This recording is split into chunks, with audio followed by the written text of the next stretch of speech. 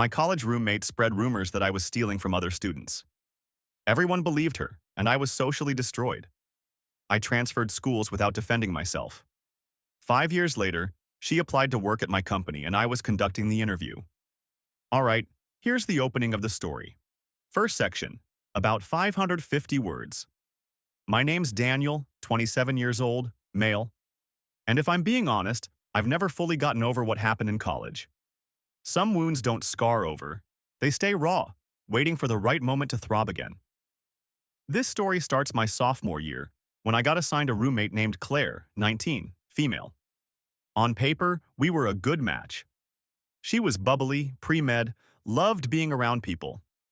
I was quieter, computer science major, more into late-night coding and running than frat parties. Opposites, right? I thought maybe we'd balance each other out. At first, she was fine. Annoyingly messy, left half-eaten sushi under her bed once, but nothing I couldn't deal with. She'd knock on my door, drag me out to grab boba with her friends, insist I needed to loosen up. And honestly, a small part of me was grateful. I'd been the kid in high school who spent prom night fixing a broken router for the school IT guy. Claire was my crash course in social life, and for a while, I let myself believe she actually liked me. Then little things started to feel off. I'd walk into the dorm common room and conversations would stop. A girl I'd sat next to in biology suddenly wouldn't share notes anymore. When I asked Claire about it, she'd wrinkle her nose and go, "I don't know, maybe people just think you're different." She'd say it with this fake sympathetic tone, like she was doing me a favor by pointing it out. The first real crack came 2 months in. I went to grab my laptop from our shared desk, and Claire's friend Jenna was sitting there, arms folded, glaring at me like I'd stolen her car.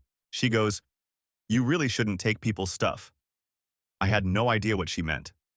Later, I confronted Claire, and she shrugged, eyes glued to her phone.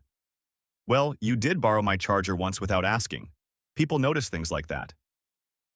That night, I couldn't sleep. My heart wouldn't stop racing. By the end of the week, whispers were everywhere. Daniel stole Sarah's headphones. Daniel pocketed Mike's calculator. Daniel's sketchy.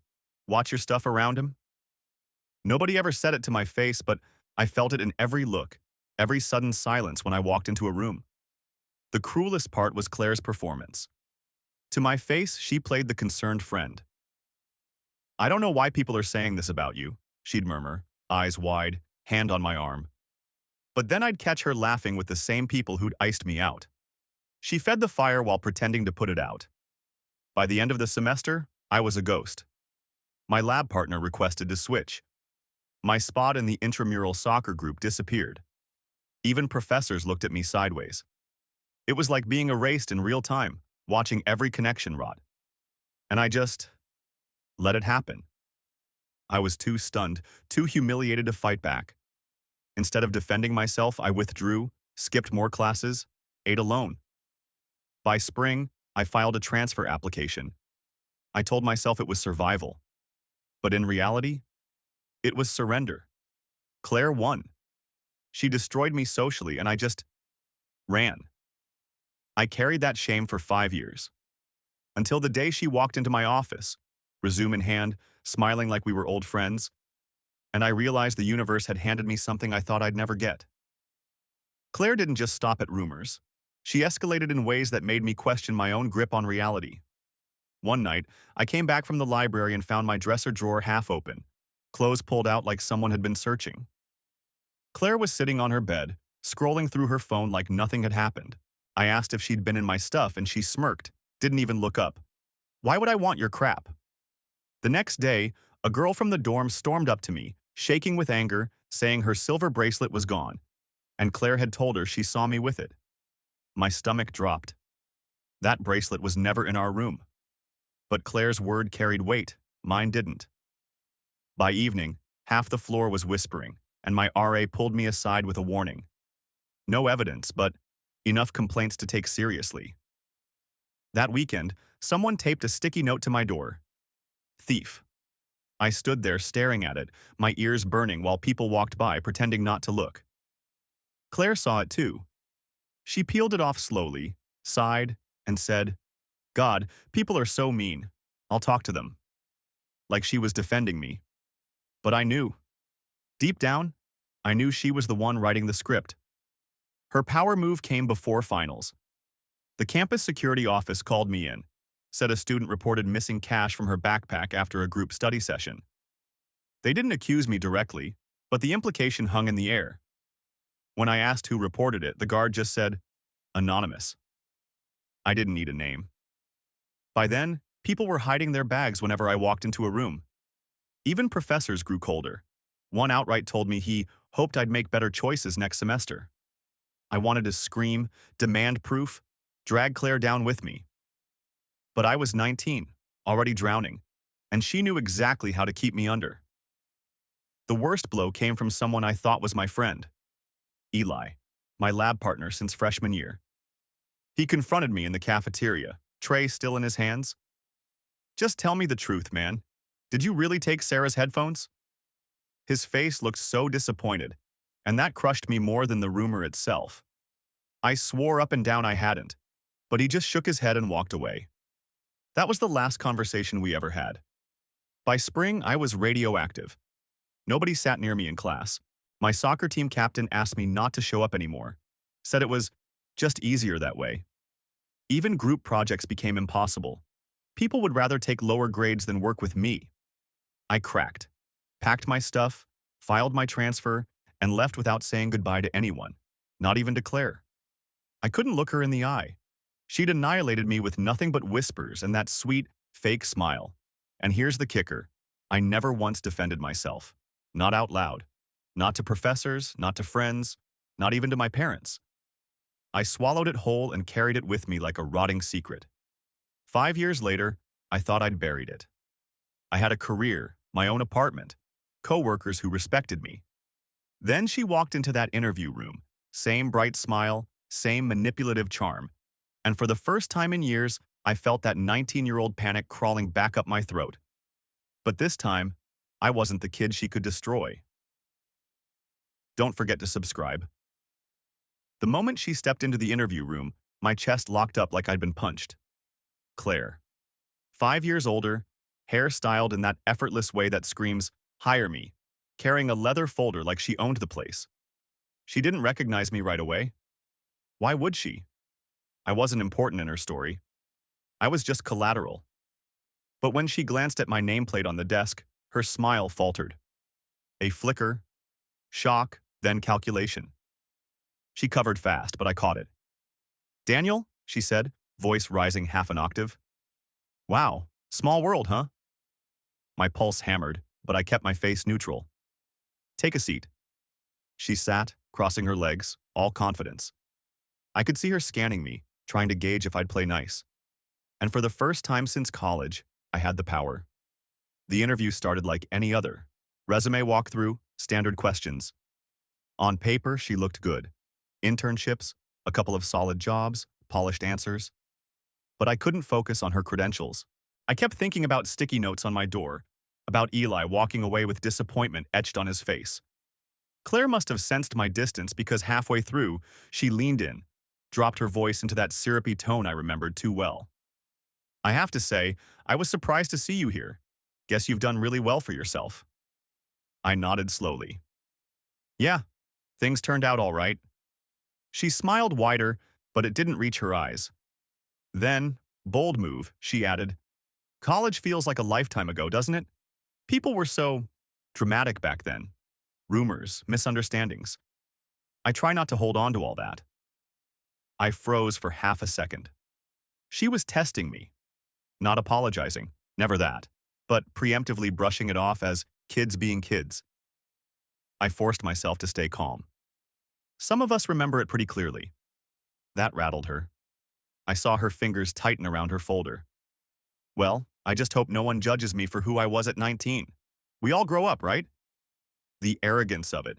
Like she hadn't left me socially gutted. Like she hadn't destroyed my reputation so thoroughly, I fled the school in shame. She wanted me to let it slide, again.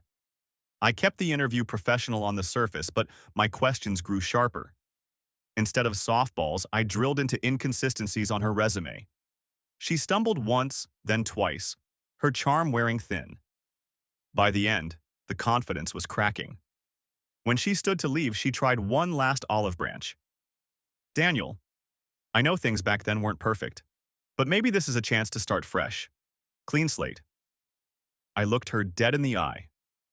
We'll be in touch. She left the room visibly unsettled, and for the first time in 5 years, I felt something close to relief. Not victory, yet. But the tables had turned. Because this time, she needed something from me, and I wasn't about to let her walk away unscathed. After that interview, I didn't file her paperwork right away. Normally, I'd log feedback in the system within the hour. Instead, I sat there staring at her resume, every word blurring into memories of my 19-year-old self eating alone in the cafeteria, wondering how I'd gone from having friends to being invisible. That night, I couldn't sleep. I kept replaying her face when I told her, "We'll be in touch." It was the first time I'd seen her unsettled. Back in college, I was the one walking around hollow-eyed while she laughed with friends. Now, the roles were shifting. The next morning, HR emailed me asking for my notes on Claire. I wrote a vague placeholder, further evaluation needed, just to buy myself time. Then I started digging. I looked her up on social media first. Her Instagram was carefully curated. Brunch photos, rooftop parties, a sprinkle of inspirational quotes. But I noticed something odd. Her captions kept hinting at big changes coming soon and manifesting career moves. That told me this interview wasn't just some casual application. She needed this job. Badly. I called a contact at her last company. Off the record, he said she'd been let go. Great on first impressions, but couldn't keep things consistent. Bit dramatic, he added delicately, which, knowing her, was code for chaos. Piece by piece, the picture formed. Claire wasn't coasting anymore. The shine had worn off and she was scrambling. Suddenly, she wasn't the popular girl with endless options. She was desperate, and I was holding the key to her future. A week later, HR scheduled her second interview with me. She walked in looking sharp, but the mask slipped almost immediately when she saw it was me again. This time, the confidence was thinner. She over-explained answers, laughed too loudly, kept glancing at me like she was searching for forgiveness I had no intention of giving. At one point, she tried again to rewrite history. College was such a toxic environment, don't you think? I feel like we all got caught up in things that didn't matter. I leaned back, folded my hands. Some people got caught up, others made choices. Her smile cracked. Daniel, you don't really think I spread lies? Watched me lose everything? Yeah, I think about it a lot. She blinked, stunned. For the first time, I had said it out loud. The tension in that room was so sharp you could have cut it with a knife. She stammered something about immaturity, about not remembering exactly what happened, but it didn't matter. I'd seen the flicker in her eyes. She knew I remembered. She knew I hadn't forgiven. I ended the interview cold. We'll discuss internally. You'll hear from HR. And that's when it clicked. This wasn't just about rejecting her. That would be too easy, too forgettable. No, if she thought rumors could erase me in college, then I was going to make sure her reputation crumbled in a way she couldn't control. For the first time since I left that campus, I wasn't the hunted one anymore. I was the wolf. Don't forget to subscribe. Update. Wow, I didn't expect my story to blow up like this. I honestly thought maybe a few people would read it and move on, but I woke up to hundreds of comments and DMs. Some of you were furious on my behalf. Others called Claire a professional gaslighter, and one person said I should have slammed the door in her face the second she walked into the interview. Tempting, not gonna lie. A few things stuck with me as I read through everything. One comment said, "She never apologized because she never thought she needed to. She only cares now because you're holding the keys." And holy hell, that hit me in the chest. That's exactly it. In college, she destroyed me socially because she could. Now, she's only playing nice because I control whether or not she gets this job. It's not regret. It's survival. Another person asked if I'd confronted her back then. The truth? No. I was too humiliated, too frozen. That's been my biggest shame all these years. I let her rewrite my story and I just disappeared. That's why this feels different now. For once, I have the power to write the ending. And for those wondering, yes, she made it to the second interview. And yes, she knows exactly who's in control. I saw it in her eyes when I told her, plain and simple, that I remember everything. She tried to laugh it off, called it immaturity and misunderstandings, but her hands were shaking. Here's what I haven't told you yet. After she left, I had HR pull her references again. 2 came back lukewarm, 1 flat out negative. But she doesn't know that. She thinks she still has a shot. She's probably sitting at home refreshing her email, manifesting good vibes on Instagram, while I hold her entire future in a single line of feedback. And I'm not going to just reject her. Oh no, that would be merciful, forgettable. She wanted to play games with reputations? She wanted to write lies that people believed? I'm about to show her what it feels like when the truth comes out. Loud, undeniable, and at the worst possible moment. Some of y'all said I should go for sweet revenge. Don't worry, I'm not done. After that second interview, I knew exactly what I wanted. Not just to reject Claire, but to make her feel the same humiliation she'd handed me in college.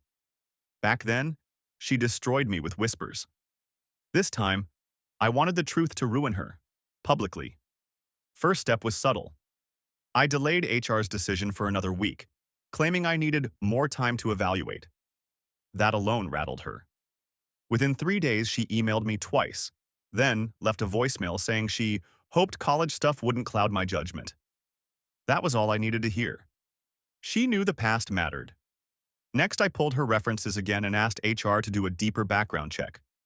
One of her former supervisors got on the phone with me directly. He hesitated at first, but once I assured him the call was confidential, he admitted Claire had been written up twice for creating toxic team dynamics and spreading personal gossip about coworkers. My stomach twisted hearing it. She hadn't changed. She'd just aged into the same behavior. So I set the stage. Our company does a final panel interview for candidates we're on the fence about, where multiple managers sit in. I put Claire on the schedule. But I also quietly slipped HR the note about her history of gossip-driven conflict. That way, when she walked in, everyone in that room already had questions. The day of the panel, she showed up 30 minutes early, dressed to kill, trying to charm the receptionist. I sat across the table as she fielded questions from the group. At first, she played her part, confident, rehearsed answers. But then one of the managers asked directly, "How do you handle conflict with coworkers? There's some concern about situations in your past." I swear, the way her eyes darted to me was almost comical. She knew exactly where that came from. She launched into a ramble about immaturity and miscommunications, but her voice cracked. She over-explained, contradicted herself, and within minutes, she was spiraling. And then, this was the moment I'd been waiting for. I asked my own question. "Claire, how would you respond if a colleague accused you of dishonesty? How would you rebuild trust?" Dead silence. Her face went pale. She stammered something about open communication, but she couldn't meet my eyes. Everyone in that room saw it. By the end, her polished facade was shredded. She left the building without even saying goodbye. That night, I checked her Instagram. The usual "big opportunities ahead" captions were gone. Instead, she posted a vague, moody photo with the caption, "People love to drag up the past when they can't handle your growth." Translation: She knew. She knew I'd turned the tables. But this was only the beginning, because ruining her interview wasn't enough. She needed to feel the same isolation I felt in college, and I had just the way to make that happen. The official rejection email went out 2 days later. HR wrote the usual polite copy. "We've decided to move forward with another candidate," but I knew it would hit her like a sledgehammer. Sure enough, by that evening she called my office line. I let it go to voicemail. Her voice was tight, almost trembling. "Daniel, can we please talk? I feel like this is personal. I've grown since college, I swear. Just call me back." I didn't. That's when the escalation started. The next morning, one of my coworkers mentioned Claire had shown up at the front desk asking for me. She wasn't on the visitor list, so security turned her away. But apparently she made a scene, raising her voice, demanding to know why she hadn't been hired. People were still whispering about it by lunch. Then the social media posts began. At first, vague. Some people hold grudges forever. Sad. Then sharper. Crazy how one bitter person can poison an opportunity. By the end of the week, she flat out tagged me in a tweet, accusing me of abusing power and ruining lives over high school drama. Not even the right time period. She couldn't admit it was college without exposing herself. I didn't respond. I didn't have to. The damage was already happening. A friend from her old company DM'd me screenshots of her ranting in a private group chat. She was spiraling, accusing me of orchestrating some vendetta, calling me pathetic. The same manipulative tone I remembered, except now, people weren't nodding along. They were pushing back, saying she was overreacting, asking why she was obsessed with a guy from college. And then she went nuclear. Saturday night, I came home to find my apartment door covered in sticky notes. Hundreds of them, slapped across the frame, spelling out, thief, liar, pathetic. My stomach dropped. It was the same move she'd pulled in college, but this time, she'd done it as an adult, in my neighborhood, where security cameras were everywhere. I pulled the footage the next morning. There she was, clear as day, 1:30 a.m., sticking notes to my door like some deranged art project. That was my proof. Solid, undeniable. I forwarded it to HR with a short note. This is the candidate you almost hired. I didn't expect what happened next. HR looped in legal. Legal looped in corporate security. By Monday, Claire was on an unofficial blacklist. Do not hire, do not recommend. Word spread fast in our industry, and I sat there watching it unfold, remembering how she'd once reduced me to eating alone, eyes down, ashamed. Now, she was the one unraveling in public. And I wasn't finished. Update 2. Didn't think I'd be back so soon, but holy hell, Claire is spiraling harder than I ever imagined. And honestly, I'm trying to keep my cool, but watching her crash feels like the exact mirror image of what she did to me 5 years ago. First off, thank you to everyone who's been following along. Some of y'all made me laugh out loud with your comments. Someone wrote, "She weaponized sticky notes in college and now again as an adult? Peak villain consistency." Another person DM'd me saying I should buy stock in Post-its because she's single-handedly keeping them in business. You guys are brutal. But jokes aside, here's what's happened since my last post. 1. The sticky note stunt backfired hard. Security caught her on camera plastering my apartment door at 1:30 a.m. I turned it over to HR and that clip spread fast. By Monday, she wasn't just rejected, she was blacklisted. Legal flagged her as a liability. Other companies in our network now have her name highlighted in red. 2. She tried to flip the script online. Claire posted this long rant on LinkedIn, yes, LinkedIn of all places, about toxic workplaces that punish growth and hinted about a vindictive manager. Problem is, she was so vague it sounded paranoid. A few people commented supportively, but most just ignored it. You could almost hear the silence. 3. She confronted me in person. Yeah. Yesterday, she was waiting outside the building when I left. I'm not gonna lie, my stomach dropped. She started crying, actual tears, saying I was ruining her life, that I'd misunderstood her back in college. She even tried the line, "We were just kids, Daniel. Don't punish me for being immature." And here's the thing. 5 years ago, that performance might have worked on me. I might have second-guessed myself, let her off the hook just to stop the pressure. But I didn't flinch. I just told her, "I don't think you've changed at all," and walked away. Some of you warned me she'd escalate, and you were right. But here's where it gets satisfying. People in her old circle are reaching out to me. One guy sent me screenshots of group chats where even her friends are done with her. They're calling her dramatic, unstable, saying she always blames others when things go wrong. She doesn't realize it yet, but she's burning every bridge left. And I'll be honest, part of me feels relief, but another part feels like this isn't done. Back in college, she didn't just make me a loner. She made me a ghost. People whispered my name like it was dirty. That memory still burns. So now I'm planning one final move. Something poetic. Not illegal, not violent, but something that will stick with her the way her lies stuck with me. She built her entire image on being the charming, likable girl everyone wanted around. My revenge? Making sure people see the truth. Unfiltered, undeniable, and public. Stay tuned. I knew the final strike had to be public. In college, Claire didn't just whisper. She made sure the whole campus saw me as the thief. That humiliation spread like wildfire because it was visible. I needed to flip the script, make her the one people couldn't unsee. The opportunity came quicker than I expected. Our company was hosting a mid-sized networking event for candidates and industry partners. HR invited a ton of applicants who'd been in process, including, by some cruel twist of fate, Claire. Somehow she hadn't realized her rejection had already sealed her fate, and she RSVP'd. I didn't cancel her invite. I let it stand. That Friday night, the event was buzzing. Drinks, name tags, polite chatter. And then Claire walked in, all dolled up, beaming like she was about to network her way into a new life. For a second, it was like watching a ghost of college, her soaking up the room's attention, magnetic, untouchable, until I dropped the hammer. I'd asked the AV team to loop a short company values video before the speeches. What played instead, because I swapped the file, was a clip from the building's security footage.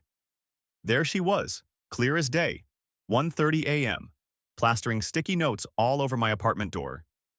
Big letters, thief. Liar, pathetic. The room went dead silent. It only lasted 30 seconds before I cut it off and smoothly transitioned into the actual company reel. But the damage was irreversible. Every eye swung to her. The confident smile drained off her face as whispers spread like wildfire. People pulled out their phones, some already recording her reaction. Claire froze, stammered something about a joke taken out of context, but nobody bought it. She tried to laugh, but her voice cracked. When she saw me across the room, calm and collected, her mask slipped completely. "You did this," she screamed, actually pointing at me. "He's obsessed with me. He's trying to ruin me because of college." That was it. The meltdown. People edged back as she spiraled, tears smearing her mascara, voice climbing into shrieks. Security eventually escorted her out, still yelling about how unfair it was. But the room had already made its judgment. Just like in college, only this time, she was the pariah. The next morning, her LinkedIn was wiped. Instagram gone private. Word spread through our industry faster than I could have planned. By Monday, 3 different colleagues told me they'd seen the clip circulating in group chats, paired with her breakdown at the event. 5 years ago, she left me isolated, humiliated, erased. Now, she's the one people whisper about. She's the one nobody wants to sit with. And I didn't even have to lie, just show the truth. For the first time in half a decade, I felt the weight lift off my chest. Claire was finally living in the ruins she built for me. In the days after the networking event, my inbox lit up with quiet thank yous. Not from Claire, she'd gone dark, but from people in the industry who'd dealt with her before. One recruiter wrote, "We've had problems with her. You saved us from a nightmare hire." Another manager said simply, "That video explained a lot." It wasn't just me anymore. Her pattern was finally out in the open. Claire tried one last swing. An email sent at 2:14 a.m., subject line, "You'll regret this." Paragraphs of rage. How I'd sabotaged her.